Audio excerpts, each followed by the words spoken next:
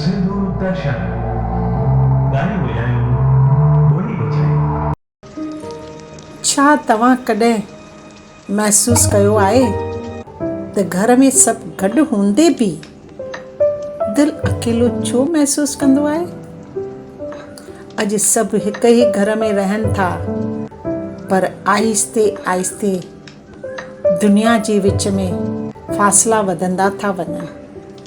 को मोबाइल में मसरूफ़ आहे, को कम में, को पंहिंजनि ॻणतियुनि में गुम आहे। दादी, घर में त सभु गॾु आहिनि, पोइ बि ईअं छो थो लॻे ॼण त सभु परे थी विया आहिनि? छो त बचड़ा, अॼु इंसान वक़्तु घटि नाहे, पर तोहज घटिजी थी वई आहे। अॻे घर नंढा हुआ पर दिलियूं ॻंढियल हूंदियूं हुयूं। अॼु घर वॾा थी विया आहिनि पर ॻाल्हियूं नंढियूं थी वयूं आहिनि। अॻे माण्हू हिक ॿिए खे महसूसु कंदा हुआ, अॼु सिर्फ़ु हिक ॿिए खे ॾिसनि था। कॾहिं कॾहिं माण्हुनि खे सलाह न, सिर्फ़ु पंहिंजी पाईअ जी ज़रूरत हूंदी आहे।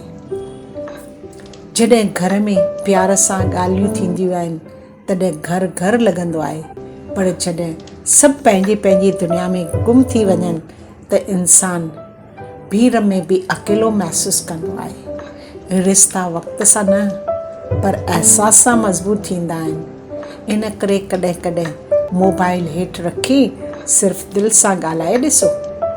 शायदि कंहिंखे ख़ामोशीअ सां सिर्फ़ु पंहिंजी पाई जी ज़रूरत हुजे, छो त जिते पंहिंजी पाई हूंदी आहे उते ई सची ख़ुशी हूंदी आहे।